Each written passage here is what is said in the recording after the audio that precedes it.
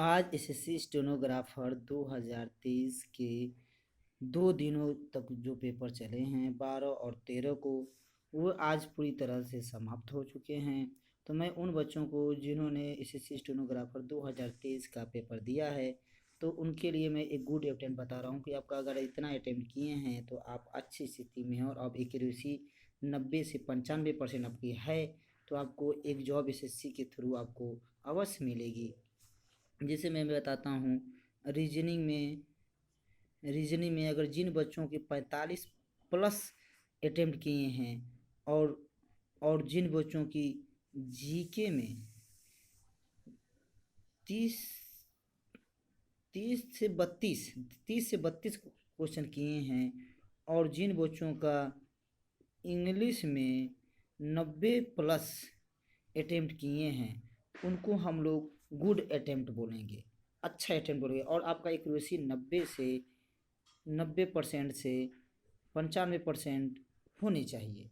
और अब जैसे में आपका गुड अटेम्प्ट हो जाएगा, देखा जाए तो आपका 7 9 16 आपका इतने, अगर जिन बच्चों का 167 या 170 के आसपास क्वेश्चन को अटेम्प्ट किए हैं, तो उनके चांस अधिकतर हैं एसएससी स्टेनोग्राफर में होने के। और वे बस अपने स्किल की प्रिपरेशन करते रहें। आंसर की का आप टेंशन नहीं लीजिएगा। आंसर की जैसे सीपीएसआई का 2 से 3 दिनों में आ गया है, तो एसएससी स्टेनोग्राफर का भी 2 से 3 दिनों में मंडे या संडे तक आपका एसएससी लिंक जनरेट कर देगा। मंडे और ट्यूसडे को आपका एसएससी स्टेनोग्राफर का आंसर की आ जाएगा और वे बच्चे अपना आंसर की मिलाकर और अपने स्किल में अच्छे तरह से प्रिपरेशन करेंगे।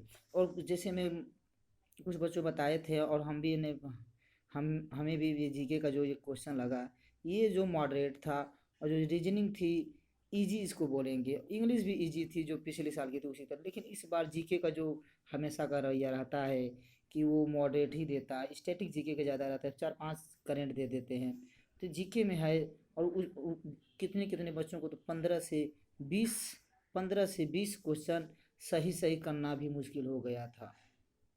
और कुछ जैसे तैसे अगर आप इतने तक अटेम्प्ट किए हैं, रीजनिंग में 45, जीके में 32 और इंग्लिश में 90, तो मेरे उम्मीद से ये बहुत आपका गुड अटेम्प्ट होगा। और जिन बच्चों ने इससे अधिक भी अटेम्प्ट किए हैं उनका और बेटर है, लेकिन एक्यूरेसी मायने रखनी करनी पड़ेगी। 95% और 90% आपकी एक्यूरेसी होनी चाहिए। धन्यवाद दोस्तों। ये चैनल मिलन ऑफिशियल 7 आप सभी बच्चों के लिए हेल्पफुल और मददगार साबित हो और आपको अच्छा लगे, तो मुझे कमेंट्स बॉक्स में आप अपनी प्रतिक्रिया ज़रूर दीजिए। शुक्रिया, धन्यवाद।